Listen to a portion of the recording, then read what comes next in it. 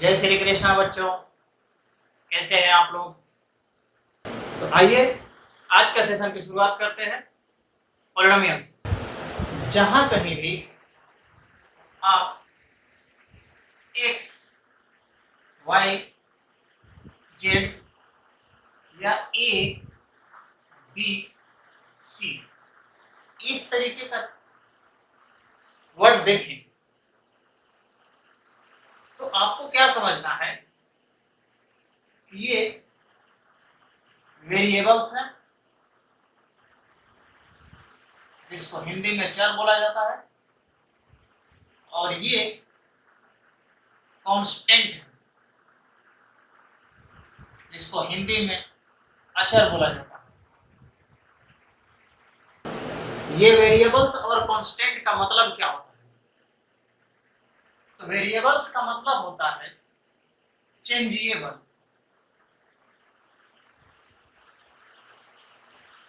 हिंदी में इसको समझेंगे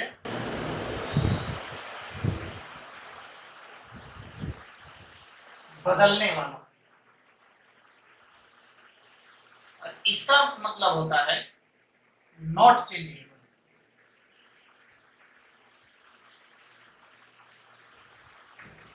हिंदी में इसका मतलब हो जाएगा जो अपना वैल्यू, जो अपना मान नहीं बदलता है। अब इसका मतलब क्या है? अगर आपसे बोला जाए कि 3 लिखिए, 3 लिख दें। अगर आपसे बोला जाए कि माइनस का 5 लिखिए, माइनस का 5 लिख दिए। अगर आपसे बोला जाए कि x लिखिए तो x, अगर आपको बोला जाए कि y लिखिए तो क्या बोले? y लिख दिए। लेकिन अगर मैं बोलूं इसको बदल के 2 लिख दीजिए तो क्या कभी भी इसको 2 से रिप्लेस किया जा सकता है? कभी नहीं। आप तुरंत बोलेंगे कि 3 इक्वल 2 का थोड़ी होता है। लेकिन अगर x के जगह पे मैं बोलूं कि आप यहाँ पे 2 रख दीजिए, यहाँ पे माइनस का 1 रख दीजिए या 0 रख दीजिए, कुछ भी, तो आप तुरंत क्या करेंगे? इसको रिप्लेस कर देते हैं। तो यही चीज होता है कि जब कभी भी किसी भी वर्ड के बदले में कोई दूसरा वर्ड लिखा जा सकता है या कोई दूसरा नंबर लिखा जा सकता है, उसको क्या बोलते हैं? चेंजिएबल। मैथ्स के भाषा में वेरिएबल बोलते हैं। और जिसका मान नहीं बदलता है, हमेशा जो है वही रहता है, उसको क्या बोलते हैं? मैथ्स की भाषा में कांस्टेंट बोलते हैं, जो अपना मान कभी नहीं बदलता है। इतनी बात समझ? गुड। अब दूसरा चीज आता है कि आप कभी कभी इस बात से कंफ्यूज हो जाते हैं कि अभी अभी हमने बोला कि एक्स वाई जेड वेरिएबल है और ए बी सी कांस्टेंट है। तो आप कभी देखते हैं क्वेश्चन में लिखा हुआ कि आ जाता है कि 6a प्लस का 5b, आप तुरंत बोलते हैं कि ये 6 और 5 तो कांस्टेंट है क्योंकि नंबर है, ए और बी भी कांस्टेंट है। तो जी नहीं, आपको हमेशा ये चीज ध्यान रखना है कि क्वेश्चन में बोला क्या है। अगर इस तरीके से क्वेश्चन पूछा है तो वहां आगे लिखा होगा कि ए और बी क्या है? वेरिएबल्स है। नहीं भी लिखा है तो आपको खुद समझना है कि जब 6 और 5 एक नंबर आपको दिख ही रहा है तो इसके साथ लगने वाला जो लेटर है वो क्या है? वेरिएबल्स ही होंगे। ये कंडीशन तब बताया जब आपको कुछ नहीं लिखा हो, ठीक है ना? अगर कहीं आपको लिखा है कि 2t माइनस का 3t स्क्वायर,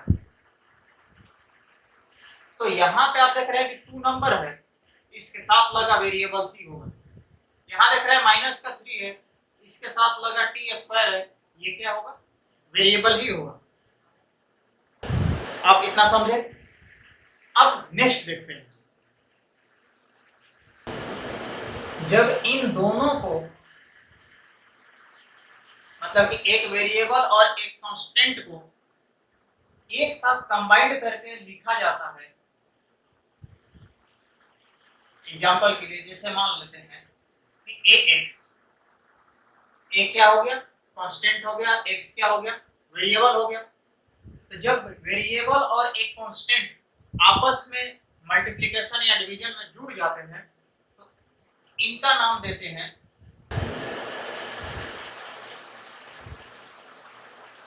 टर्म्स। हिंदी में इसको क्या बोलते हैं, पद बोलते हैं। आप देख पा रहे हैं कि जब हम कंबाइंड किए तो एक वेरिएबल हो गया और एक कांस्टेंट हो गया। लेकिन जब कभी भी कंबाइंड लिखते हैं तो वेरिएबल के साथ वाला जो कांस्टेंट वाला नंबर होता है इसको कोएफिशिएंट बोला जाता है। क्या बोलते हैं, कोएफिशिएंट बोलते हैं। इसको हिंदी में गुणांक बोला जाता है। याद रखेंगे, जब वेरिएबल से पहले अगर कोई नंबर लगा है और वेरिएबल कांस्टेंट दोनों मल्टीप्लाई में है या डिवाइड में है तो जो कांस्टेंट वाला नंबर होगा वो क्या कहलाता है, कोएफिशिएंट कहलाता है, गुणांक कहलाता है। इतनी बातें समझे। अब बात आई कि अगर मैं सिर्फ कांस्टेंट वाला टर्म लिख दूं जैसे कि a, या चलिए एक एग्जांपल एक और नंबर लिख देता माइनस का 2 लिख देता हूं, तो क्या इसको और इसको टर्म बोलेंगे। दूसरा समझते हैं कि अगर हम सिर्फ वेरिएबल लिख देते हैं, x लिख देते हैं या t लिख देते हैं या u लिख देते हैं तो क्या इन सब को टर्म्स बोला जाए, तो जी हाँ, इनको भी टर्म्स बोला जाएगा। अब ऐसा क्यों, देखिए कि a को हम a x की पावर 0 लिख सकते हैं। अब बोलेंगे आप ऐसा क्यों लिख सके, अब आप बोलेंगे ऐसा क्यों लिखेंगे हम, तो देखिए कि जब कभी भी किसी भी नंबर या वेरिएबल का पावर 0 हो जाए तो वो पूरा वैल्यू क्या देता है, 1 के बराबर होता है। और 1 किसी भी नंबर में मल्टीप्लाई किया जाए 1 का कोई फर्क नहीं पड़ता है। इसीलिए तो आप पढ़ते थे ना मल्टीप्लिकेटिव आइडेंटिटी, 1 को क्या बोला जाता था, 8 क्लास में पढ़ा है ना आपने, मल्टीप्लिकेटिव आइडेंटिटी। तो 1 का कोई फर्क नहीं पड़ता है, तो जो मान a का है वही मान क्या है, a x की पावर 0 का भी है। तो यहाँ आप देख लीजिए एक कांस्टेंट भी है, वेरिएबल है, that's why it is called terms. अगर मैं इसको देखना चाहूं तो इसको भी इसी तरीके से लिख सकता है, -2 को क्या लिख देंगे, -2 x की पावर 0 लिख देंगे। आप समझ गए होंगे। तो फिर बात आई कि वेरिएबल्स को कैसे लिखें। अभी अभी हमने बताया कि अगर 1 से मल्टीप्लाई किसी भी चीज में कर दिया जाता है तो 1 मल्टीप्लिकेटिव आइडेंटिटी होने के कारण उस नंबर पे कोई फर्क नहीं डालता। तो इसका मतलब है कि हम x को 1 into x लिख सकते हैं, इसी तरह t को भी 1 into t लिख सकते हैं, u को भी 1 into u लिख सकते हैं। आप देख पा रहे हैं कि इन सब में एक कांस्टेंट और एक वेरिएबल है। अब आपको समझ में आया होगा कि इन सब को भी हम लोग टर्म्स बोल सकते हैं। इसके अलावा आपने 8 क्लास में पढ़ा है कि टर्म्स को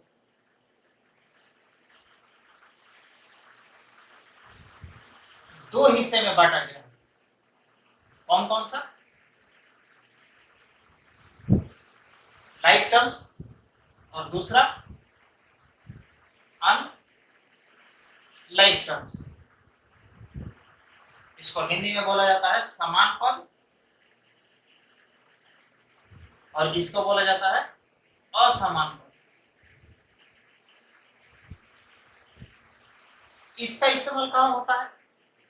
तो इसका इस्तेमाल होता है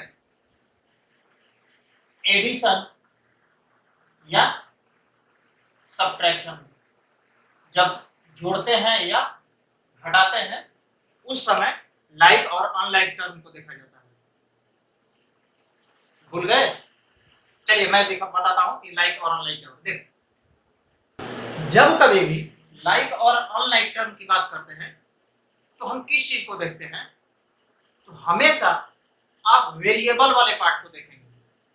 अगर वेरिएबल दोनों में सेम हो, इसके साथ साथ वेरिएबल का जो पावर होगा वो भी अगर सेम है, तो आप बोलेंगे कि वो लाइक टर्म है। अगर वेरिएबल और वेरिएबल का पावर इन दोनों में से कुछ भी अलग हो गया, एक भी अलग हो गया, तो समझेंगे वो क्या है? Unlike term. एग्जांपल से आपको समझाता हूं मैं कि अगर लिखा है 2x और एक और नंबर लिखा है 3x, तो आपको यहां नहीं देखना है कांस्टेंट वाले को, आपको सिर्फ वेरिएबल वाले को देखना है। अगर वेरिएबल दोनों में x x है या y y है, t t है, जो कुछ भी हो, वेरिएबल दोनों में सेम है और इनका पावर कुछ नहीं है तो 1 1 है ना, पावर भी सेम हो, जब कभी दोनों में वेरिएबल और उनके पावर सेम हो जाता है तो क्या बोलेंगे कि ये दोनों आपस में क्या है? लाइक टर्म्स है। ठीक है। अब अनलाइक टर्म्स किसको बोला जाता है? अगर दो टर्म्स आपके सामने लिखूं 2x स्क्वायर और 3x,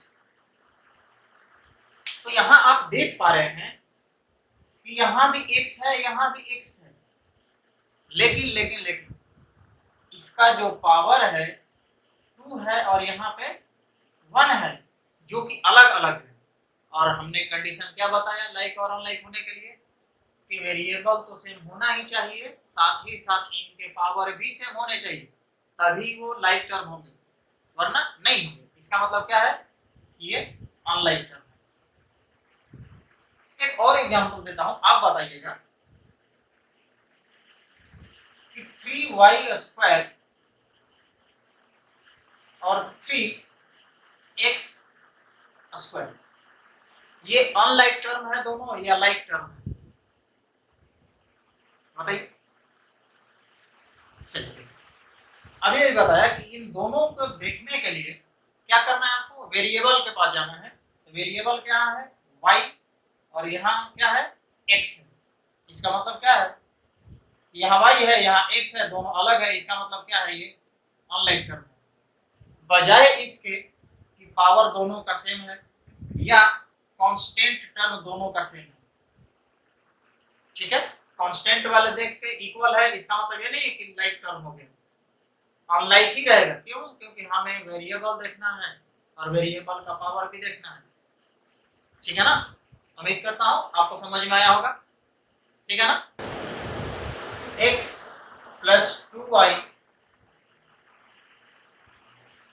3x स्क्वायर माइनस का 5x प्लस का 2 x plus 1/x root 2 plus का 1/√x 2a प्लस का 3b रूट 5x माइनस का x y। अब आप देख रहे हैं यहाँ पे कि बहुत सारे टर्म को हमने लिखा है यहाँ पे और उनके बीच प्लस या माइनस का साइन लगा दिया।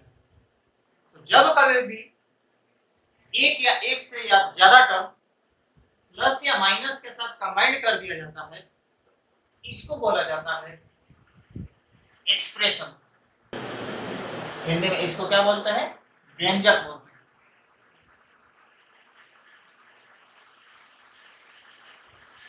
कितनी बातें समझ में आई आपको?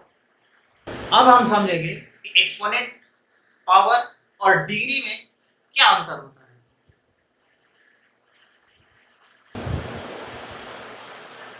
एक्सपोनेंट को हिंदी में घातांक बोलते हैं इसको घात बोलते हैं और इसको बहुपद की घात बोलते हैं। सबसे पहले समझेंगे एक्सपोनेंट और पावर। देखिएगा, अगर मैं लिखूं 2 इंटू 2 इंटू 2 इंटू 2 इंटू 2, तो आप तुरंत बोलेंगे कि सर इतना लंबा ऐसे क्यों लिख रहे हैं। आप इसको शॉर्ट फॉर्म में लिख दीजिए। कैसे? 2 की पावर जितना बार रिपीट हुआ है उसको ऊपर लिख देते हैं इस तरीके से। इसी को क्या बोलते हैं? पावर। तो फिर बोलेंगे एक्सपोनेंट क्या होता है। तो देखिए, एक्सपोनेंट और पावर दोनों लगभग सेम ही है, दोनों एक दूसरे की जगह पर इस्तेमाल कर सकते हैं, लेकिन एक छोटी सी डिफरेंस होती है, वो आपको समझना है कि जब पावर बोलते हैं ना तो इन सबको एक साथ बोलना पड़ता है। जैसे जब इसको बोलेंगे तो क्या बोलते हैं? 2 टू द पावर ऑफ 5, मतलब क्या है कि 2 की पावर 5, इस तरीके से बोलते हैं। लेकिन जब एक्सपोनेंट बोलते हैं तो ऐसा आप कभी नहीं बोलते हैं कि 2 टू द एक्सपोनेंट ऑफ 5, ऐसा नहीं बोलते हैं। एक्सपोनेंट बोलने के लिए सिर्फ और सिर्फ ये जो ऊपर चिपकाते हैं ना, जितना नंबर ऑफ टाइम्स रिपीटिशन होता है, सिर्फ इसी पार्ट को बोलते हैं एक्सपोनेंट।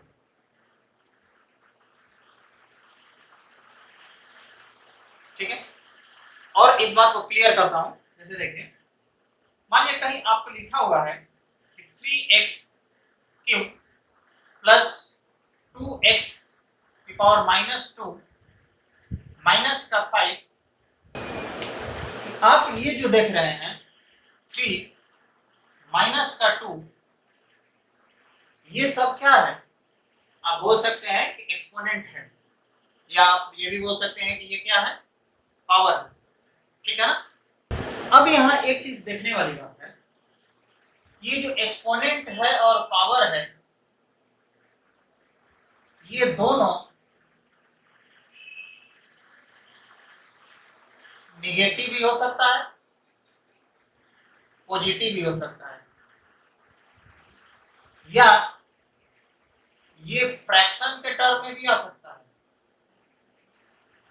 जैसे अगर इसी जगह पे, यहाँ पे 5 के जगह पे √5 लिख दिया जाए, तो इसका क्या मतलब होता है? इसका मतलब होता है 5 की पावर 1/2। तो ये भी क्या हुआ? एक तरीके से पावर ही बोलेंगे ना, एक्सपोनेंट ही है ना ये भी। इसका मतलब क्या कि ये क्या है? फ्रैक्शन के टर्म में भी आ सकता है। आप ध्यान रखेंगे कि एक्सपोनेंट और पावर पॉजिटिव भी हो सकता है, नेगेटिव भी हो सकता है, और फ्रैक्शन भी हो सकता है। फ्रैक्शन को हिंदी में क्या बोलते हैं? भिन्न, मतलब कि बटे में भी हो सकता है। ठीक है ना, इतना आप लोग समझे। अब आगे बढ़ते हैं इससे और देखते हैं डिग्री क्या होता है। डिग्री होता है हाईएस्ट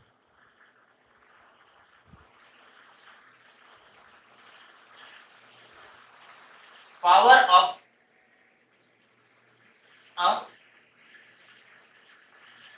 पॉलिनोमियल्स। इसका मतलब है कि किसी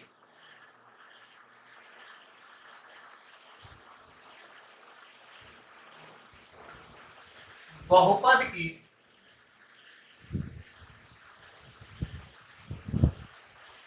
उच्चतम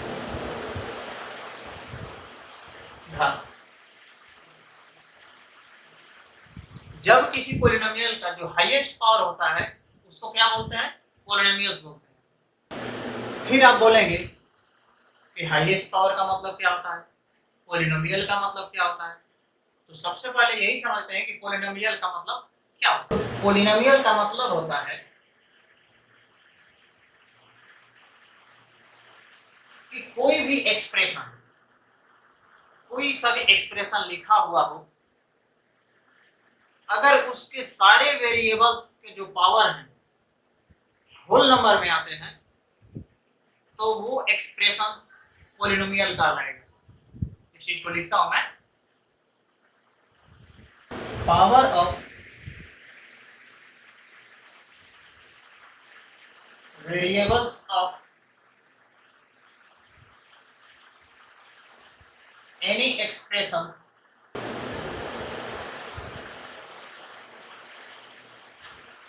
must be whole number। इसको एग्जांपल से समझाता हूं। अगर एक एक्सप्रेशन लिखा हुआ है 2x² प्लस 3x प्लस 1, इसमें आप देख पा रहे हैं कि वेरिएबल्स कहां कहां पे है, यहाँ है और यहाँ है, और इन सब का पावर क्या है, यहाँ 2 है और इसके बाद कुछ नहीं है तो 1 समझते हैं 1। तो देखिए ये टर्म और एक टर्म, 3 टर्म जुटा क्या बनाया, एक्सप्रेशंस बनाया। अब क्या बोला कि वेरिएबल्स ऑफ पावर, जो वेरिएबल्स के x की पावर 2, x की पावर 1, ये 2 और 1 क्या है, होल नंबर ही तो है। होल नंबर क्या होता है कि नेचुरल नंबर में जब 0 को इंक्लूड कर दिया जाता है तो क्या बन जाता है, वो होल नंबर। हिंदी वालों के लिए होल नंबर होता है ये पूर्ण संख्या, ठीक है ना। तो यहाँ देख रहे हैं कि सारे वेरिएबल्स के जो पावर है क्या है, अपना होल नंबर है। तो जब सारे वेरिएबल्स के पावर होल नंबर हो जाते हैं तो इस एक्सप्रेशन को अब क्या बोला जाएगा, पॉलिनोमियल बोला जाएगा, बहुपद बोला जाएगा। इतना समझ गए आप कि पॉलिनोमियल किसको बोलेंगे, कोई सा भी एक्सप्रेशन हो अगर सारे वेरिएबल्स के पावर होल नंबर में आते हैं, पूर्ण संख्या में आते हैं, तो वो पॉलिनोमियल बन जाता है। किसी पॉलिनोमियल में हाईएस्ट पावर क्या कहलाता है, डिग्री कहलाता है। तो इसी एग्जांपल में देख लेते हैं कि यहाँ पावर क्या है, 1 है, यहाँ क्या है, 2 है, तो 1 बड़ा कि 2 बड़ा, 2 बड़ा ना। इसका मतलब है ये जो 2 है ये अपना क्या हो गया, डिग्री हो गया, या इसी को हिंदी में क्या बोलते हैं, बहुपद की घात बोलते हैं। ये पूरा बोलते हैं बहुपद की घात, डिग्री का मतलब होता है। चलिए इससे आगे बढ़ते हैं, इसका स्क्रीनशॉट ले लीजिए और डिटेल में देखते हैं पॉलिनोमियल्स को, ये कितने हिस्से में बांटा गया है, मतलब इसका वर्गीकरण, क्लासिफिकेशन कितने तरीके से हुआ है। पॉलिनोमियल्स को 2 तरीके से बांटा जाता है। एक तो होता है on the basis of terms, पद के आधार पर, और दूसरा on the basis of degree, बहुपद के घात के आधार पे बांटा जाता है। इसमें पहला होता है मोनोमियल, हिंदी में इसको बोलते हैं एक पदी। इसका मतलब क्या होता है, देखिए ये मोनो का मतलब होता है 1, कहने का मतलब है ऐसा पॉलिनोमियल जिसमें सिर्फ एक ही टर्म हो उसको क्या बोलते हैं, मोनोमियल बोलते हैं। एग्जांपल करिए, 2x लिख लेते हैं, 5y हो गया, √3 हो गया, xy हो गया, z² हो गया, इस तरीके का। दूसरा होता है बाइनोमियल, हिंदी में इसको बोला जाता है द्विपद। अब यहां देखिए बाई लिखा हुआ है, इस बाई का मतलब होता है 2, मतलब तो जिस पॉलिनोमियल में दो टर्म होता है उसको क्या बोलते हैं? बाइनोमियल। एग्जांपल के लिए 4x प्लस का 3 x स्क्वायर माइनस का 2x xy प्लस 1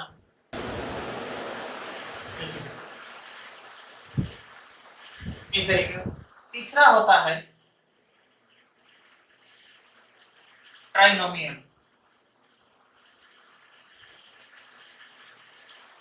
3 पर फिर यहाँ पे देख रहे हैं ट्राई लिखा हुआ है, ट्राई का मतलब 3 होता है। कहने का मतलब है कि ऐसा पॉलिनोमियल जिसमें क्या हो आपकी बात 3 टर्म, उसको क्या बोलते हैं? ट्राइनोमियल बोलते हैं, त्रिपद बोलते हैं। जैसे ax square plus bx plus c 2x cube minus का 3x प्लस का 1 a plus b plus c। इस तरीके से जब कोई भी 3 टर्म आता है ट्राइनोमियल, 2 टर्म आता है बाइनोमियल, एक एक टर्म अलग अलग हो तो क्या बोलेंगे? मोनोमियल। ये रहा आपका टर्म्स के आधार पर डिस्ट्रीब्यूशन। दूसरा है on the basis of degree. इसमें पहला आता है लीनियर पॉलिनोमियल।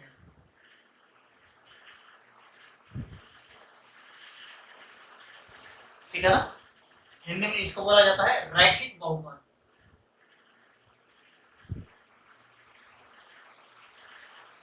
ये कब होता है? जब डिग्री क्या हो 1। और आपको पता है कि डिग्री क्या होता है? कुछ देर पहले बताया, बताइए डिग्री क्या होता है? कि किसी भी पॉलिनोमियल का जो हाईएस्ट पावर होता है वही क्या होता है? डिग्री होता है। अगर इसका जनरल फॉर्म लिखना चाहे तो कैसे लिखेंगे? ax प्लस b, जहां a नॉट इक्वल टू 0 होना चाहिए। अब ऐसा क्यों? क्योंकि खुद सोचिए कि अगर a की वैल्यू 0 रख दूंगा मैं तो 0 इंटू एक्स क्या हो जाएगा? ये पूरा 0। ये 0 होने की वजह से क्या ये वैल्यू खत्म हो जाएगा, सिर्फ क्या बच जाएगा? b बच जाएगा। अगर b बच जाएगा तो क्या लिखेंगे? इस तरीके से लिखेंगे b। इसमें तो वेरिएबल नहीं है, छुपा हुआ वेरिएबल है, यानी कि x की पावर 0 इस तरीके से लिख सकते हैं। तो यहाँ देख रहे हैं कि ये जो पॉलिनोमियल है इसका पावर क्या हो गया? 0, जबकि हमने क्या बोला?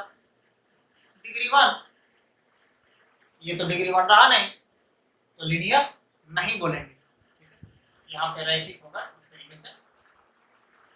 ठीक है, इतनी बातें समझ में आई आपको? इसका मतलब क्या है कि इस तरीके से लिखना।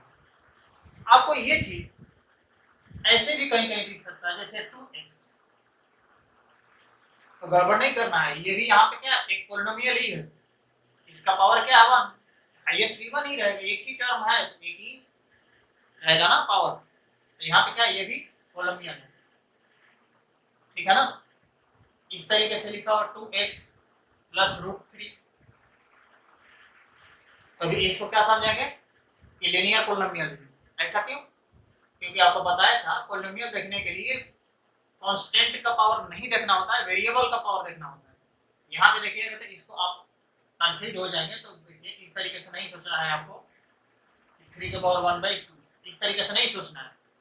ठीक है, यहाँ भले पावर फ्रैक्शन में हो, कुछ भी हो, होल नंबर नहीं हो, कोई फर्क नहीं पड़ता। हमें सिर्फ वेरिएबल का पावर देखना है। वेरिएबल का पावर अगर होल नंबर है 1 है, होल नंबर है, इसका मतलब है ये पॉलिनोमियल है। अगर पॉलिनोमियल है तो इसमें एक ही वेरिएबल है, हाईएस्ट पावर क्या है 1 है। अगर हाईएस्ट पावर 1 है तो ये चीज क्या हो गया आपका? Linear polynomial. इसी तरीके से जब डिग्री क्या हो जाए 2 हो जाए उसको क्या बोलते हैं? क्वाड्रेटिक। क्वाड्रेटिक पॉलिनोमियल, द्विघात बहुपद। द्विघात बहुपद इसका जब मतलब जब क्या हो डिग्री क्या हो 2। इसका जनरल फॉर्म कैसे लिखेंगे? ax² plus bx plus c। फिर ऐसे ही यहाँ भी a 0 नहीं होना चाहिए।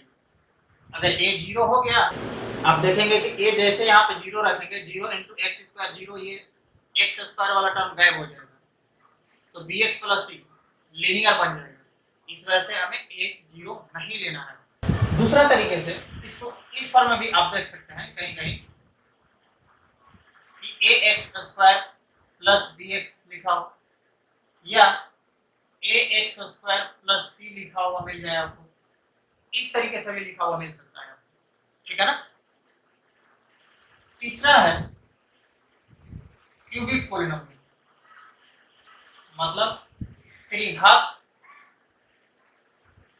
बहुपद। कब? जब डिग्री कितना हो? 3 हो जाए। जनरल फॉर्म इसका क्या होगा? A x cube plus B x square plus c x plus d. Same यहाँ भी वैसे ही a 0 नहीं होने देना है। सेम ऐसे ही इसमें भी अलग अलग फॉर्म में आपको दिख सकता है, जैसे a x cube plus B x square हो सकता है, a x cube plus c x plus d, a x cube minus b x square plus c. इस तरीके से आपको बहुत सारा फॉर्म दिख सकता है। ध्यान इतना रखना है आपको, हाईएस्ट जो पावर होना चाहिए 3 रहना ही चाहिए, ठीक है ना। चौथा आता है बाई क्वाड्रेटिक। हिंदी में इसको क्या बोलते हैं? द्विवर्ग। ये कब होता है? जब डिग्री कितना हो जाए? 4। मतलब हाईएस्ट पावर पॉलिनोमियल का क्या होना चाहिए? 4। इसका जनरल फॉर्म ए एक्स की power 4 plus B x cube plus c x square plus d x plus e. इसमें भी वही ध्यान आपको रखना है कि a 0 नहीं होने देना। अब इस तरीके में जब डिग्री के हिसाब से डिस्ट्रीब्यूशन किया जाता है, तो आपको ध्यान रखना है कि बाई क्वाड्रेटिक से ऊपर, मतलब कि जब डिग्री 4 से अधिक हो जाता है, इसके लिए कोई स्पेसिफिक नाम नहीं दिया गया है, ठीक है। इसके अलावा 2 बात और ध्यान रखना है। एक क्या? कांस्टेंट पॉलिनोमियल, अचर बहुपद। अब ये क्या होता है? देखिए, अगर मैं बोल दूं 2, यहाँ पे देख रहे हैं, क्या देख रहे हैं? कोई भी वेरिएबल है नहीं है ना, सिर्फ और सिर्फ क्या है? कांस्टेंट है। अगर मैं बोल दूं a, इसके साथ कोई वेरिएबल नहीं है, a एक कांस्टेंट मान लेते हैं, ये क्या है? कांस्टेंट। मतलब जब भी सिर्फ कांस्टेंट एक नंबर हो, उसको क्या बोलेंगे? अचर बहुपद। या ऐसे भी 3/5 ये भी लिखा हो इस तरीके से, या √6 इस तरीके से भी लिखा हो, ये सभी क्या है? अचर बहुपद है, कांस्टेंट पॉलिनोमियल। इसके आगे होता है एक जीरो पॉलिनोमियल, शून्य बहुपद। अब इसका मतलब क्या होता है? ये जीरो को बोला जाता है। तो जब आपको कहीं जीरो दिखे, उसको क्या बोलेंगे आप? Zero polynomial. जहां कहीं भी आपको कांस्टेंट दिखे, क्या बोलेंगे आप? कांस्टेंट पॉलिनोमियल या अचर बहुपद। अब हमें एक चीज यहाँ पे बताइए कि जो कांस्टेंट पॉलिनोमियल है और जीरो पॉलिनोमियल है, इनका डिग्री क्या होगा?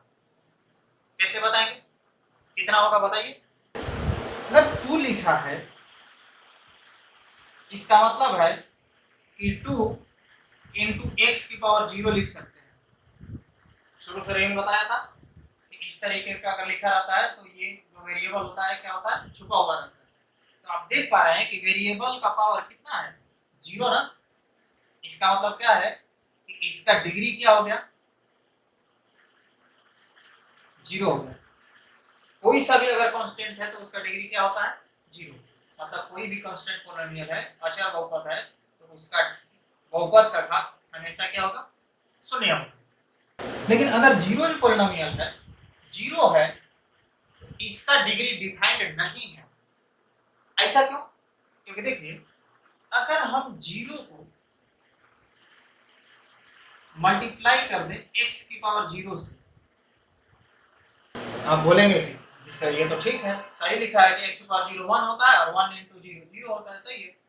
लेकिन अगर मैं बोलूं कि 0 into x की पावर 1 कर दूं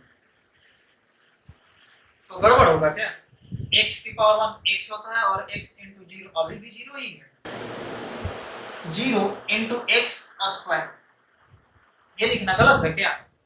x स्क्वायर x स्क्वायर, किसी भी नंबर में 0 से मल्टीप्लाई कीजिए, क्या हो जाएगा? 0 हो जाएगा। मतलब आप देख रहे हैं कि वेरिएबल के साथ कुछ भी पावर बैठा दें, उसको सॉल्व करने के बाद हमेशा 0 ही आ रहा है।